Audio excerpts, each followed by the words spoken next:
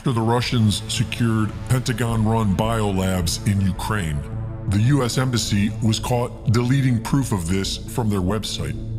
And when the Russians shared documents showing the Ukrainian Minister of Health ordering employees of these biolabs to destroy all deadly pathogens, US Senator Marco Rubio asked the US State Department if there was any truth to this.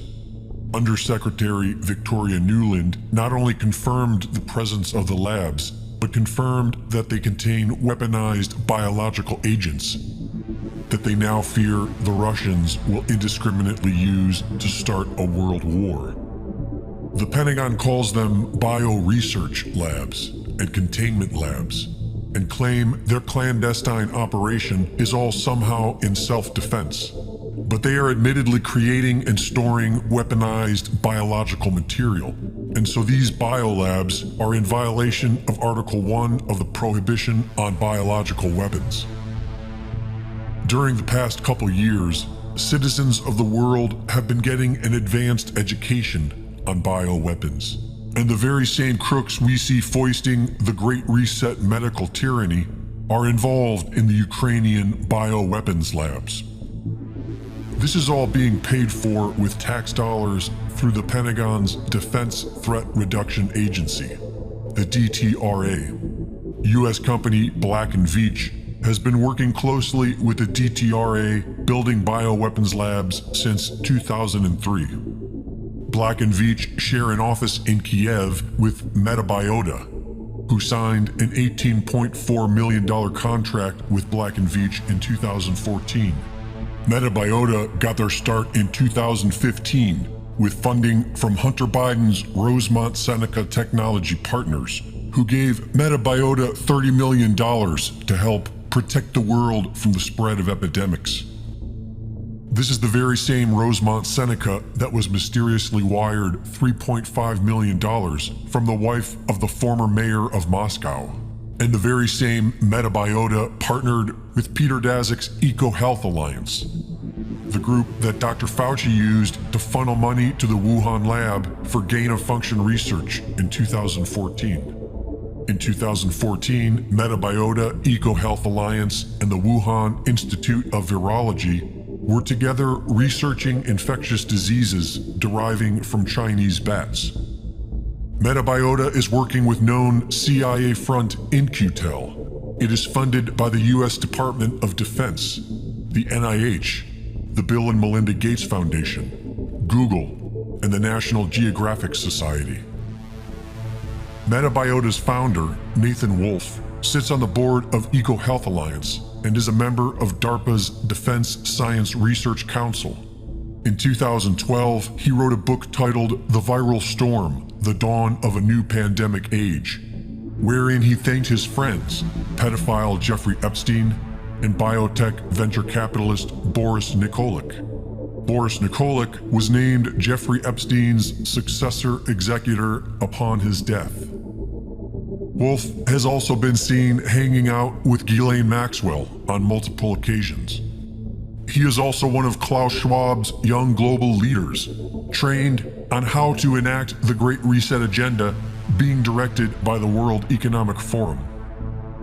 Russia claims the Pentagon has over 30 biolabs in the Ukraine alone. China claims they are operating 336 biolabs in 30 different countries. And now, members of our corrupt US government are saying this is all a Russian conspiracy, and that we should soon expect a false flag attack from Russia.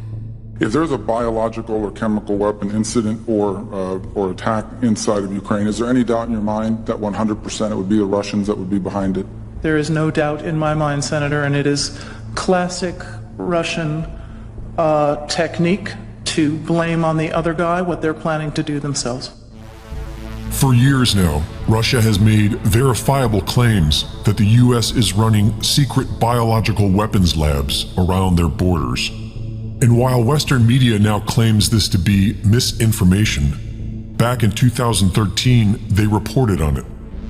While the United States have been waging illegal wars all across the world in the name of democracy, Russia has been quietly selling energy and minding their own business, And according to National Geographic, this was the reason why the Pentagon was building these bioweapons labs in the first place, because Russia was entirely quiet on the subject, and the US wanted to get ahead of them.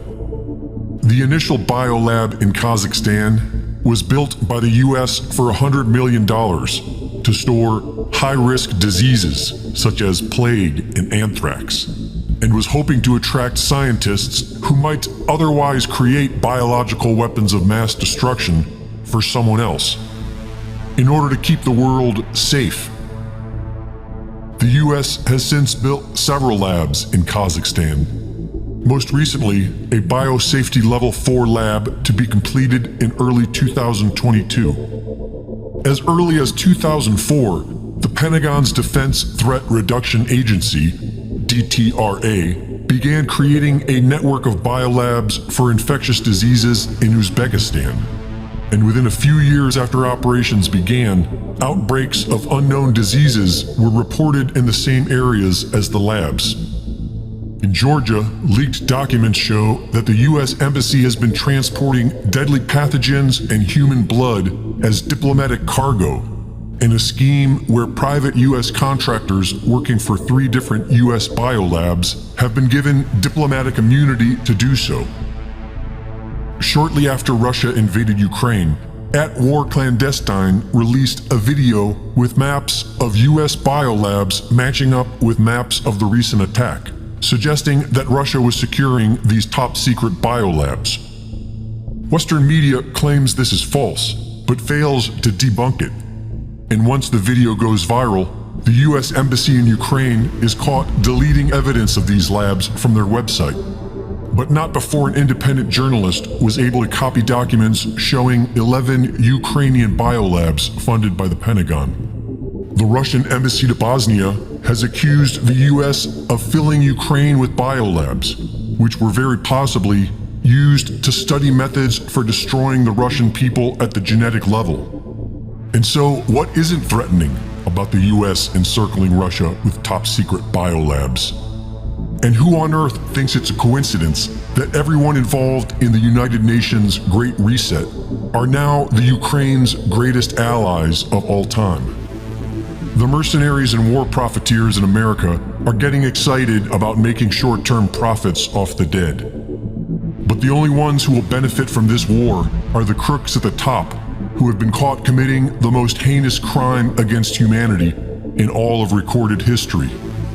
And the only righteous way out of this is to hold these crooks accountable.